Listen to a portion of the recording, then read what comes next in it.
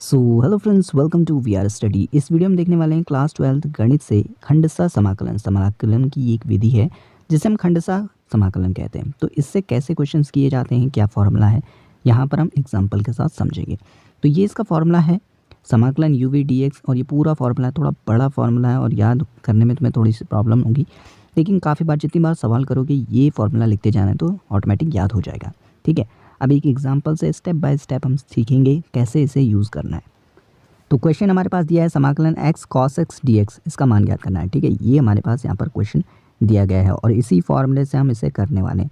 तो सबसे पहले ये देखो, यहाँ पर सूत्र में है u v dx, दिख रहा होगा तुम्हें ये u v dx। तो ये u और v अलग अलग फंक्शन है, अलग अलग पद हैं। जैसे यहाँ पर x और cos x ये दोनों अलग है, तो यानी कि एक को तुम u मानो, एक को तुम v मानो और फिर वैल्यू पुट करनी है। ठीक है, जैसे u v अलग अलग है तो यहाँ पर u पहले बाहर लिखना है, v का आपको क्या कर देना है, समाकलन कर देना है। ठीक है, u का कुछ नहीं करना है, v का समाकलन, फिर माइनस लगाना है इस समाकलन का चिन्ह और डिफ्रेंशिएशन करना है उसके बाद u का। ठीक है, जो ये u जिसका भी हमने कुछ नहीं किया था, ये वाला u, इसका डिफ्रेंशिएशन करना है।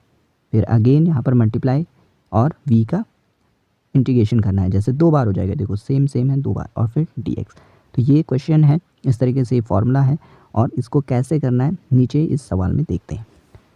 तो अब नीचे यहाँ पर ये एक सवाल दिया गया है हमारे पास, x cos x dx का समाकलन करना है, इसका मान ज्ञात करना है।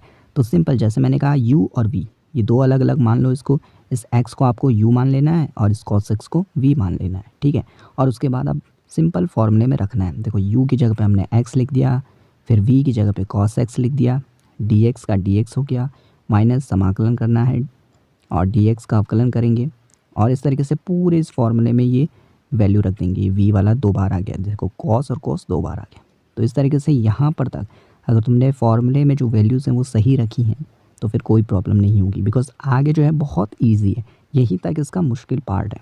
आराम से वीडियो को पॉज करके समझ सकते हो। अब देखो x cos x, ठीक है, अब देखो cos x का समाकलन क्या होता है, sin x। ठीक है, ये लिख दिया, माइनस का माइनस, और d/dx का x के सापेक्ष 1 ही होता है तो 1 लिख दिया, और cos x का इंटीग्रेशन क्या होता है, cos x का क्या होता है, sin x, अभी तो लिखा था यहाँ पर, तो sin x। अब देखो ये सिंपल से फॉर्मूले हैं, x sin x वैसे लिखना है, माइनस वैसे लिखना है, sin x का मल्टीप्लाई 1 के साथ sin x ये हो जाएगा dx। ठीक है, ये भी हो गया।